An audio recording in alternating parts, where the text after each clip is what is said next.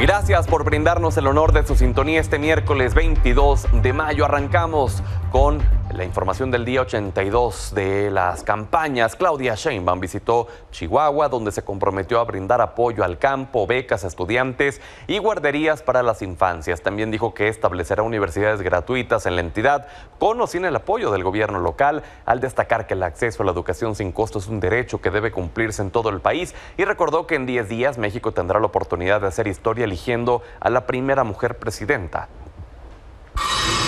Jorge Álvarez Maínez, desde Baja California, ante estudiantes universitarios, aseguró que su estrategia para hacer campaña ha generado un diálogo franco con los mexicanos y transformado la manera de hacer política. Propuso que Tijuana sea la capital del nearshoring y la prosperidad económica, ya que al tener frontera con Estados Unidos tiene ventajas que deben aprovecharse.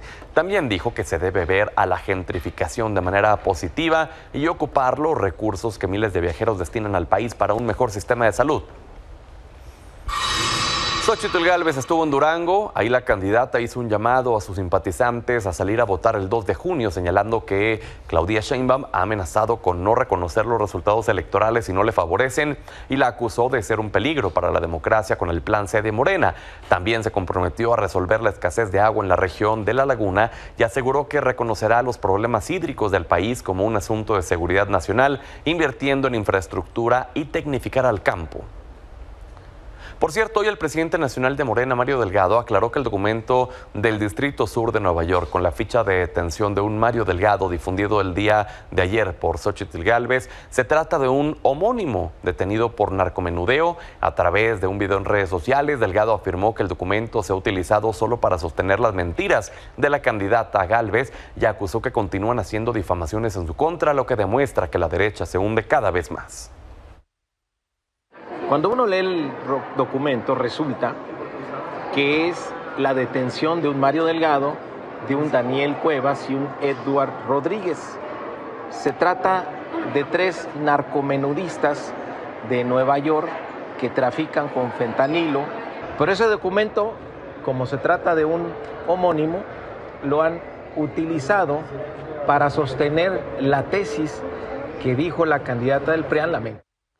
Siguiendo con Mario Delgado, anunció que Morena será el único partido que tendrá representantes en el 100% de las más de 170,000 casillas electorales, luego de que se determinara con el plazo establecido por el INE para el registro de las estructuras partidistas. Dijo que en la oposición es tal su desprestigio que no pudieron cubrir ni la mitad de las casillas, y es que de acuerdo con el porcentaje de avance, Morena llegó al 99.95% de los registros, le siguen el Partido Verde con el 50.88%, el PRI 42.85% y PAN con 40.85%, mientras que en los últimos 3 lugares se encuentran el PT, MC y PRD. Hubo respuesta de parte de Marco Cortés, líder del PAN. Dijo que la coalición logrará tener la más amplia cobertura y que tanto Morena como el presidente López Obrador no se saldrán con la suya. A diferencia de lo que divulga Mario Delgado, nosotros como partido cubrimos el 80% de nuestras casillas en todo el país. Ya sumados con la coalición, cubrimos el 96% de las casillas de todo el país. Hay una gran efervescencia. Vamos a cuidar el voto de las y de los mexicanos. Por cierto, el Consejo General del INE aprobó medidas urgentes para cubrir las vacantes de más de 800 capacitadores, asistentes y supervisores electorales para garantizar que ninguna casilla corra el riesgo de no ser instalada o que afecte el flujo de resultados ante bajas masivas por falta de competitividad salarial. Fueron considerados 3 escenarios emergentes que se determinarán en coordinación con cada junta distrital y el organismo público electoral. La consejera presidenta Guadalupe Tadei aseguró que esta situación no implica una crisis y pidió tranquilidad para el 2 de junio. Siguiendo con estos temas, defensores de derechos humanos invitaron a la sociedad civil a utilizar las boletas y visibilizar a las personas desaparecidas a través de la lista nominal del INE. Para ello pusieron a disposición una página con una lista de nombres que se pueden escribir en la casilla de candidatos no registrados, y una vez realizado tomar una fotografía para compartirla En las redes sociales de los colectivos que forman parte de dicha campaña, hasta ahora se tiene un registro de 54 personas desaparecidas. Sin embargo, se hizo el llamado a otros familiares a sumarse. Mientras que el presidente López Obrador aseguró que las elecciones se van a celebrar sin problemas porque la gente está contenta y los que están enojados no son la mayoría. Informó que se está desplegando un operativo para evitar la violencia, no solo por las confrontaciones partidistas, sino también la que generan las bandas del crimen. Además dio a conocer que antes de terminar su mandato presentará un comparativo sobre los hechos malos que ocurrieron en sexenios anteriores de Vicente Fox, Calderón y Peña Nieto, pero que en la actual administración no pasaron. También el presidente retó a la oposición a comprobarle que supuestamente habría dado instrucciones a los integrantes de la CENTE que mantienen un plantón en el Zócalo para intentar boicotear la marcha de la Marea Rosa. Afirmó que este tipo de señalamientos se da por la temporada electoral. Que me comprueben si yo hablé con los señores de la CENTE, compañeros de la CENTE, maestros, y les dije, quédense ahí, porque viene a manifestarse el bloque conservador, sus simpatizantes. No, tenemos convicciones, tenemos ideales, no somos perversos. No es algo que yo esté ordenando, ¿no? A ver, dice la bandera, no la vayan a izar. Les vamos a poner vallas para que no puedan entrar al Zócalo. Los entiendo, están desconcertados porque cambiaron las cosas. Ahora el actor principal de la vida pública de México es el pueblo.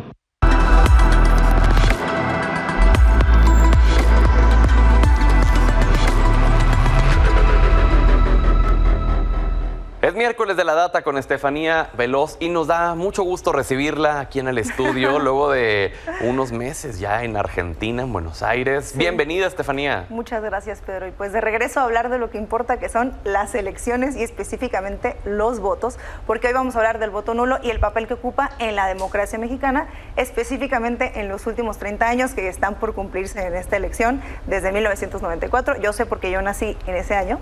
¿En el 94? En el 94, estoy por cumplir mis 30.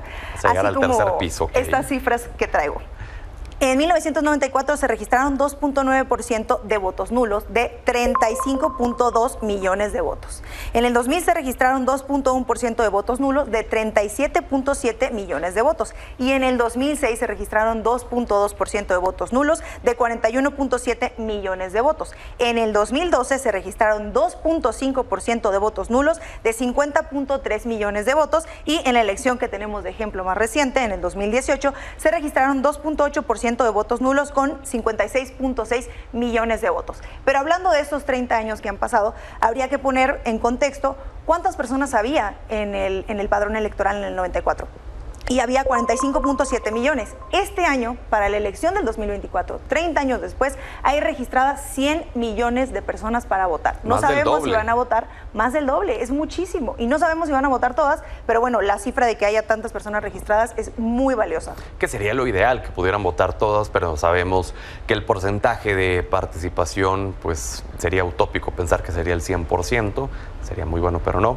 Y sí, pues, caray, hay que ver el porcentaje de votos nulos. También que voto nulo, para la gente que quizás no lo sabe, ¿qué comprende, Estefanía? ¿Qué es un voto nulo? Un voto que no es válido. Sí se contabiliza porque tenemos aquí las cifras de cuántos fueron votos nulos, pero que no se toman en cuenta como votos válidos. Es decir, que tachan toda la boleta, ¿no? Pero puede ser porque tachan la boleta, porque escriben el nombre, porque eligen a 2 candidatas o candidatos. Y el INE tiene toda una lista de qué se considera votos nulos, pero creo que la más común es tachar toda la boleta y que al final no se contabiliza. Pero hay una lectura sobre los votos nulos y es que, por un lado, por ejemplo, en los países donde el voto es obligatorio, vamos a poner Argentina y Chile, el voto nulo es una manera de protestar, de decir, me están obligando a votar, pero no estoy de acuerdo con las opciones. Y en México el voto no es obligatorio, pero también a lo largo de los años ha ido adquiriendo este peso de decir, no estoy de acuerdo, quiero ejercer mi derecho a votar, pero no me gustan las opciones, sin embargo, voy a asistir, voy a ver la boleta y ahí decidiré qué hago y si lo anulo, pues lo anulo. Pero esto tiene que ver porque tiene repercusiones en la representación. Exactamente, porque justo había venido leyendo, sobre todo a través de redes sociales, la gente que invita al voto y que decía, a ver, incluso aunque sea para hacer un voto nulo, pero ve, párate a la casilla, cumple con tu obligación como ciudadano, que es votar. Sin embargo, al ejercer un voto nulo, ¿sí realmente se está castigando? Bueno, yo me di la tarea de hablar con personas que se dedican a este tema electoral y lo que dicen es que de alguna manera termina beneficiando a quien tiene más votación, porque entonces se reduce el número de votos válidos y sobre ese porcentaje se toma en cuenta el porcentaje de votos y la representación que tendrán en el Congreso en nuestro tipo de democracia. Pero creo que en nuestro contexto, donde el voto no es obligatorio, tiene menos peso, pero es totalmente válido. Creo que me parece más valioso asistir y votar, porque tener el derecho a votar no es un derecho que tengan muchas personas en algunos países.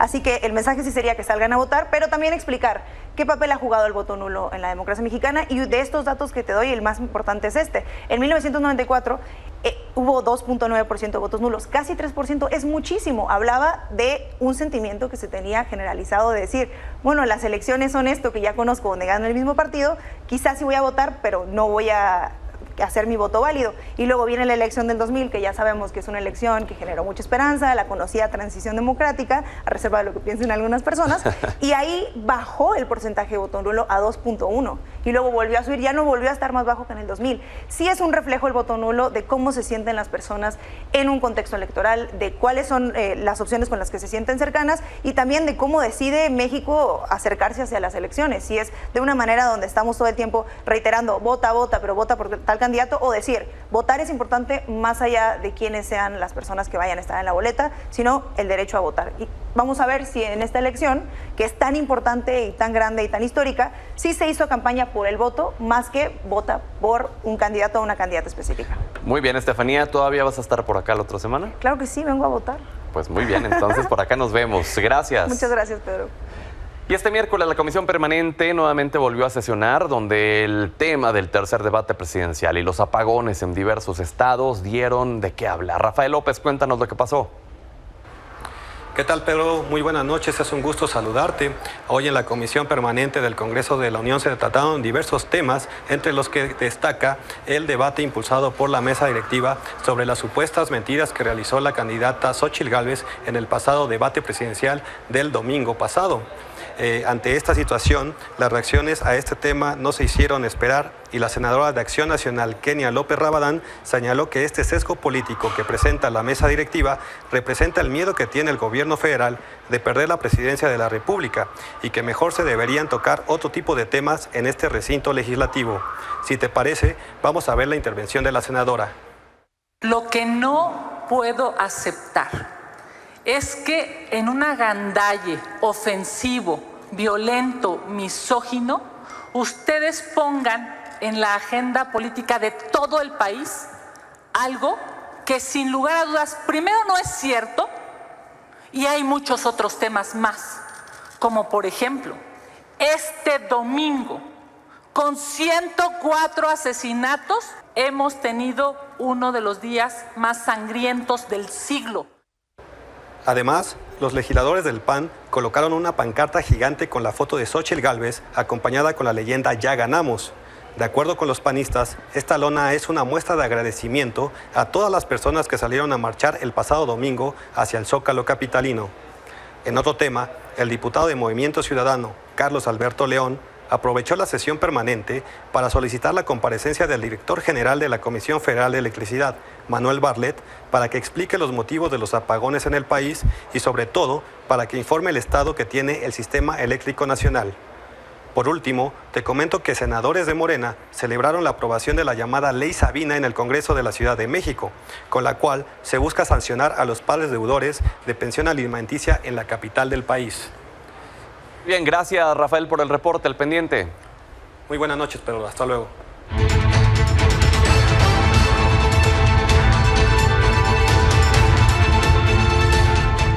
En la contienda por la Ciudad de México, la candidata de Morena, PT y Partido Verde, Clara Brugada, sostuvo una reunión con representantes de la Cámara Nacional de la Industria de Restaurantes y Alimentos Condimentados.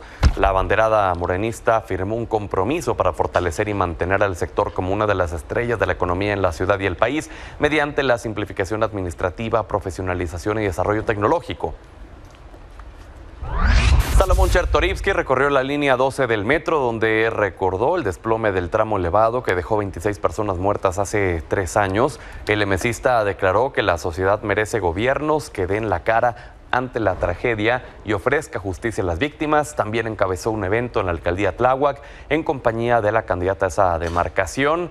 Ahí reiteró el compromiso de recuperar la seguridad y la paz de sus calles. El abanderado de la coalición Va por la CDMX, Santiago Taboada, sumó a su equipo de campaña Ernesto Encinas, quien fuera uno de los fundadores del partido Morena y operador político en la capital del país. En un video, el panista calificó a Encinas como un luchador de toda la vida y que tomó la decisión de sumarse al equipo del cambio. Por su parte, el también hermano del ex subsecretario de Gobernación, Alejandro Encinas, agradeció la invitación al proyecto de Taboada y señaló que es urgente un cambio en la Ciudad de México. Hubo reacciones de parte de la familia. Alejandro Encinas únicamente se limitó a decir que la familia se hereda, no se escoge. Quien también se deslindó de la decisión de Ernesto Encinas fue su sobrino Gilberto Encinas, secretario general técnico de Morena en la Cámara de Senadores, quien declaró ser completamente morenista y un comprometido con la Cuarta Transformación. Aprovecho este espacio y el respaldo y cobijo de todos ustedes para mencionarles el deslinde tanto personal como así también del compañero Alejandro Encinas, de mi tío, de mi padre, Gilberto Encinas Rodríguez, y de toda esta parte de la familia que hemos sido pues, luchadores sociales de la izquierda, fundamos PRD.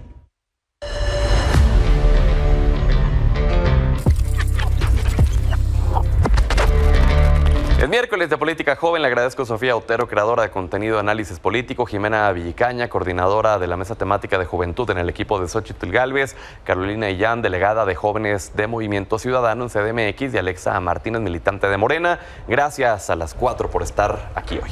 Gracias, Pedro.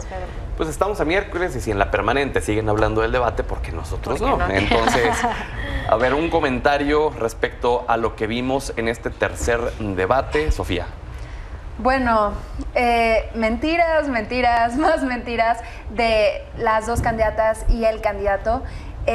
También una cantidad de quién sabe cuántas veces que evadieron preguntas, ¿no? Principalmente Xóchitl evadía para atacar a Claudia y luego Claudia evadía para enaltecer las acciones del gobierno actual. Y pues Maynes sí se centró más en las propuestas, pero ya se le veía un poco más decaído, quizás porque no se cree pues esta cuestión de que vaya en segundo lugar. Caro. Sin duda alguna vimos un gran debate donde Maynes se caracterizó por ser el candidato de las propuestas y de las respuestas. Hemos visto que ha sido el único candidato que ha demostrado que trae una verdadera forma de hacer una nueva política, demostró ser el candidato de los jóvenes y sobre todo es el único que ha demostrado que va creciendo en las encuestas. Jimena. Al igual que en los dos debates anteriores, Xóchitl Gálvez contundente, hablando con la verdad, a diferencia de la candidata de Morena que miente y sigue mintiendo de una manera que nos tiene aterrorizados a todas las y los mexicanos. Vimos a un Álvarez Maynes muy contundentes sus ataques a Xóchitl Gálvez y al PRIAN de donde viene de donde viene el propio Maynes, que fue diputado local por el PRI o que fue regidor por el PRD. Entonces, Xóchitl Gálvez encaminada al triunfo, lo vimos en las marchas, en este debate contundente, feliz y contenta, porque el respaldo de las y los mexicanos está ahí con ella. Alexa. Pues la verdad es que yo no sé qué tipo de debate vieron. Yo creo que vimos un debate distinto, al igual que el primer debate, el segundo debate y el tercer debate. Vimos una clara ganadora que es la doctora Claudia Sheinbaum. Vimos a una Xóchitl Gálvez derrotada, con mentiras,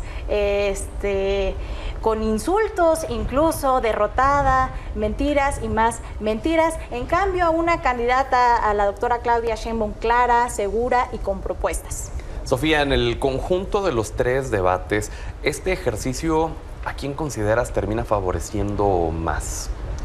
Bueno, en un principio yo creo que favoreció fuertemente a Maynes, ¿no? Dándose a conocer, y al final también creo que ha favorecido ahora a Claudia, que sabemos sigue estando a la cabeza en la mayoría de las encuestas. haciendo un buen desempeño y pues manteniéndose firme, ¿no? A lo que ha hecho el gobierno actual. Pero me parece un poco cínico y entiendo que lo hagan porque es lo que tienen que hacer en sus roles como militantes de cada uno de los partidos, pero que venga, no sé, la representante, en este caso del PAN, la representante de Morena, y nos diga, no, es que mintió Claudia, y luego la que representa a Claudia, no, es que mintió Xóchitl. Mintieron las dos, también mintió Maynes en menor cantidad, la verdad. Y pueden ver los distintos fact-checking, en particular el fact-checking que hizo Animal Político con el Sabueso, con la Universidad Iberoamericana, es muy bueno y realmente pues nada más repiten esto. O sea, llegan las candidatas, nos mienten en la cara y luego las voceras, ¿no? Las juventudes repiten este discurso. ¿Cómo toman esto que acaba de decir Sofía, Caro? Bueno, a ver, sin duda alguna, Maynes fue el único que le benefició estos debates porque fue el único candidato que respetó los tiempos electorales.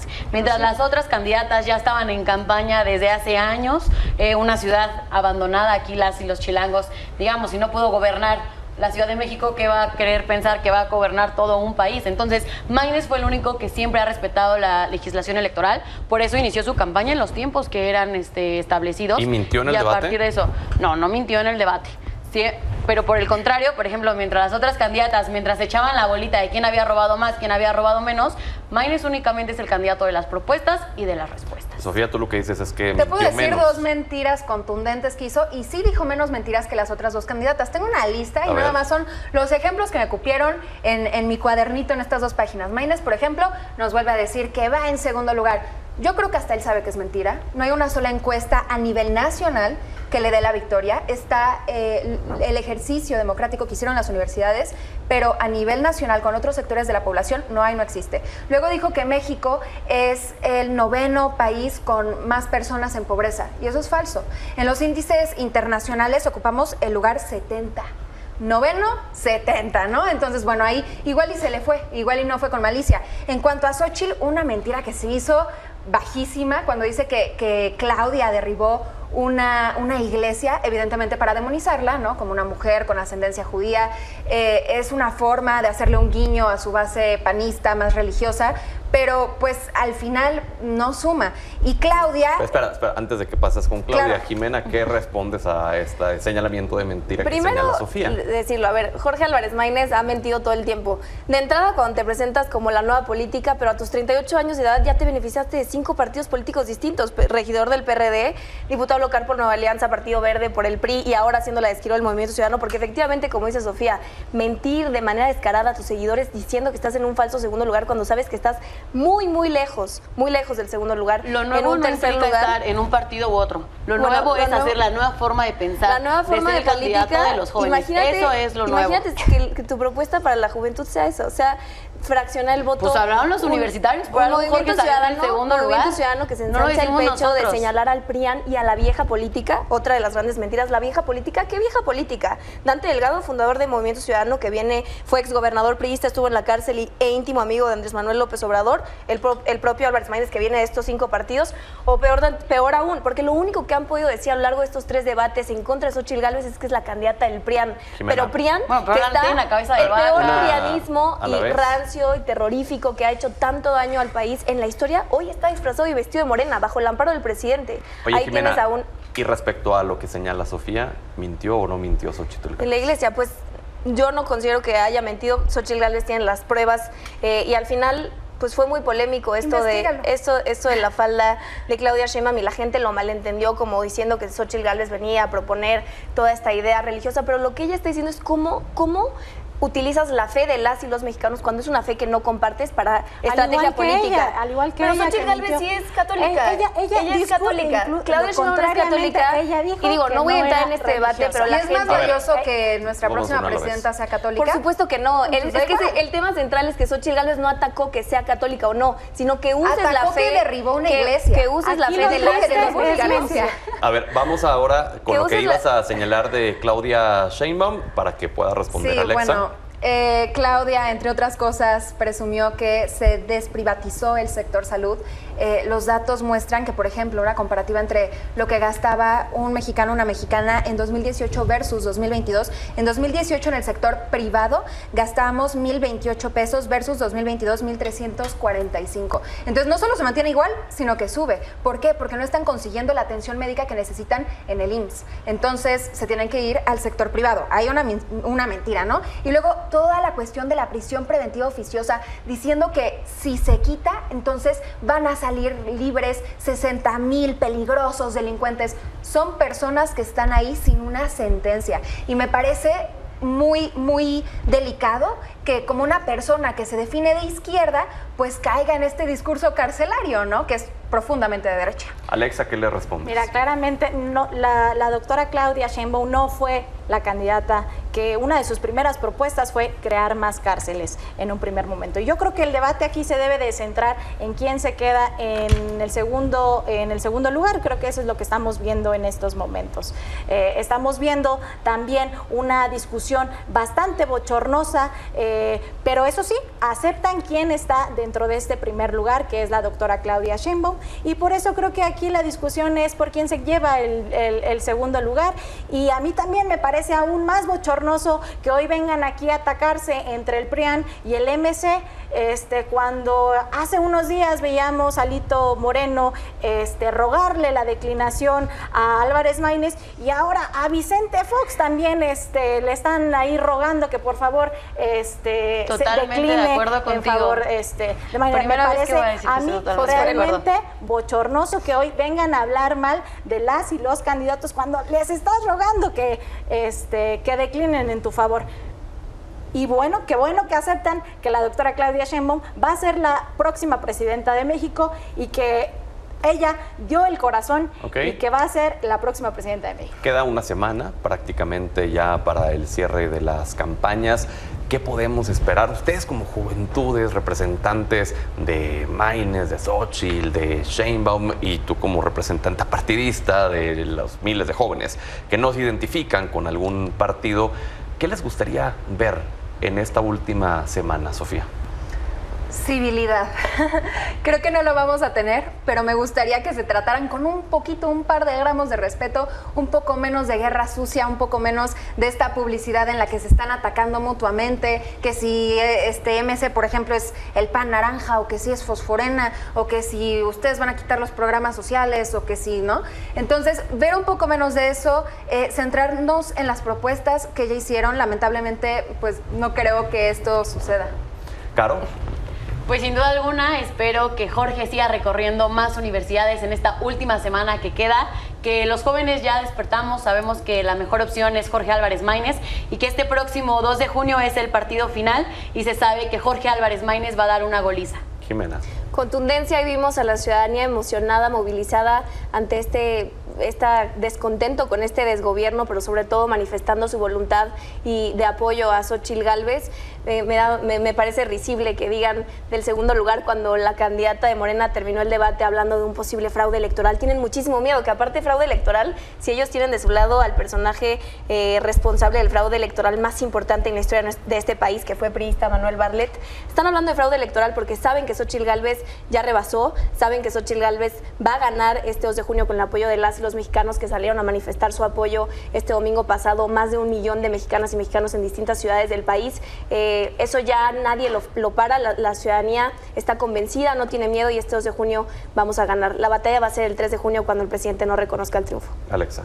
El domingo por la mañana vimos una lección de democracia, de paz, de disposición política, incluso por parte del presidente Andrés Manuel López Obrador, al apoyo que le dio a los partidos opositores en esta marea del PRI y del PAN rosado.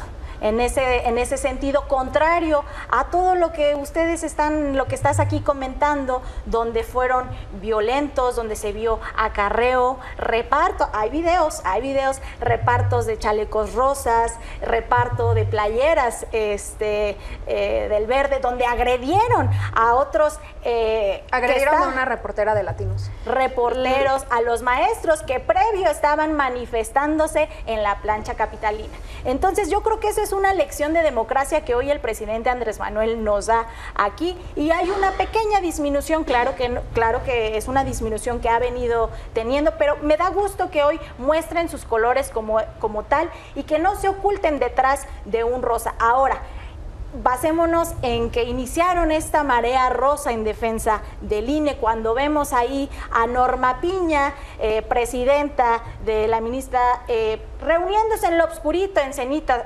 O al expresidente ministro de la Corte haciéndole campaña al oficialismo, por favor. Sin pero sentidos, digo, incongruencias, reuniéndose en lo oscurito, amagando a los magistrados electorales.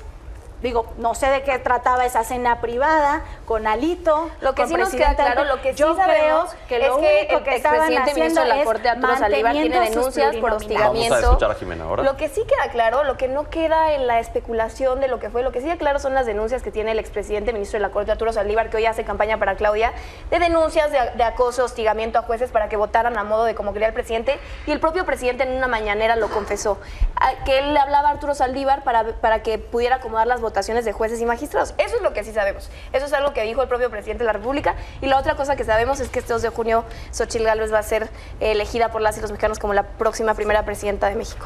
¿Quieres responder algo, Alexa, antes de Fue pasar? la marcha de la corrupción, la marcha de las mentiras, la marcha de la defensa de las plurinominales de Alito Moreno, de Marco Cortés, la marcha de la defensa de Calderón, la marcha de la defensa de Genaro García Luna. Eso fue lo único que representó esa marea rosa. Decías que hubo acarreados, que hubo reparto de chalecos y demás. Así ¿En es. el cierre de Claudia no habrá acarreados? Habrá gente organizada que rentaremos un camión, porque yo que vengo de Ixtapaluca, del oriente del Estado de México, tenemos que movilizarnos y vamos a apoyar, por supuesto, el 29 de mayo a la próxima presidenta de México en su cierre de campaña, pero es gente organizada. Una última intervención, Sofía y Caro. Sofía, adelante. Bueno, sí hubo acarreo, también violencia, ¿no? En la manifestación de la Marea Rosa, como les comentaba, incluso agredieron a una reportera. También fue un ejercicio democrático, algo muy positivo, y sabemos, como en otras manifestaciones a favor de Claudia Sheinbaum y de Morena, que va a haber acarreo también. O sea, ambos tienen ahí esas mismas prácticas al final de la política mexicana. Esperemos que tampoco sigan con estas cuestiones alarmistas, diciendo, por ejemplo, repitiendo otra vez, como lo hace Claudia en un spot, que si gana la oposición, sea MC o PRI-PAN-RD, entonces que van a quitar los apoyos sociales. ¿Quién empezó estos programas sociales? Lastimosamente Salinas de Gortari, ¿no? Entonces, cuando dice en el debate que son los únicos que los pueden mantener, pues ahí sabemos de entrada que eso es falso. Esperemos que no sigan estos ataques sin fundamento y pues como nos muestran aquí las representantes, yo creo que no va a ser así y va a continuar. Caro. Pues mientras la vieja política se lanza la bolita y sigue diciendo quién hizo más o quién hizo menos, este 2 de junio hay que salir a votar por lo nuevo, por lo que nos mueva, por Jorge Álvarez Maínez y por lo joven. Oye, hablando de MC, hace apenas unos minutos pasó esto en San Pedro Garza García, en donde fuertes vientos tiraron parte del escenario que estaba instalado para el evento de esta noche de Jorge Álvarez Maínez. Vean ese video, caray, es impresionante.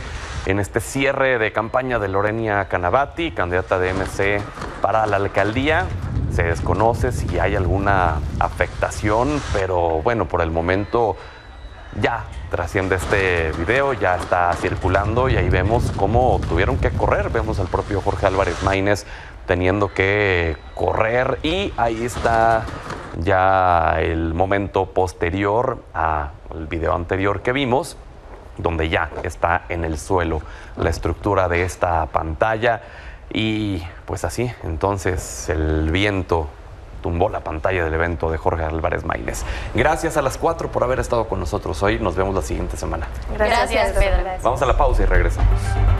En información internacional, España, Irlanda y Noruega anunciaron sus planes para reconocer formalmente a Palestina como Estado el próximo 28 de mayo en el Consejo de Ministros como una acción conjunta para buscar la paz permanente en Medio Oriente y destacando la importancia de reivindicar derechos. Luego de este anuncio, la Casa Blanca externó la postura en contra del presidente Joe Biden al señalar su interés en que el tema deba ser discutido entre Israel y Palestina, no por un reconocimiento unilateral de tres países.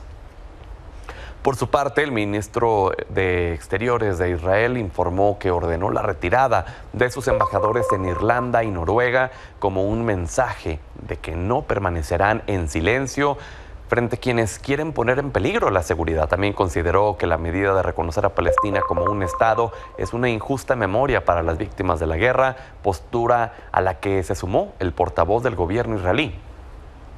¿Qué otros países son los que hasta ahora reconocen a Palestina como un Estado? Bueno, en 2014, Suecia, donde vive una importante comunidad palestina, se convirtió en uno de los miembros de la Unión Europea en hacerlo, aunque también hay otros 6 más que han respaldado a Palestina: Bulgaria, Chipre, Hungría, Polonia, República Checa y Rumania. Mientras que en América Latina, más de 20 países lo reconocen, excepto México y Panamá. Las últimas naciones en hacerlo fueron Bahamas, Jamaica y Barbados. Pausa y ya volvemos.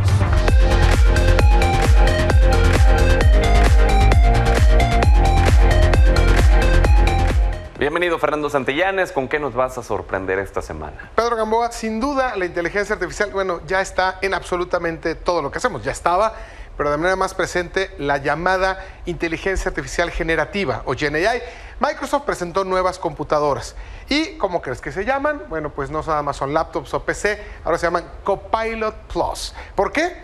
Porque todo tiene que ver con esta herramienta de inteligencia artificial de Microsoft. Ahora ya tienen procesadores, escucha esto, Snapdragon X Elite y Snapdragon X Plus, es decir, procesadores Qualcomm. ¿Por qué?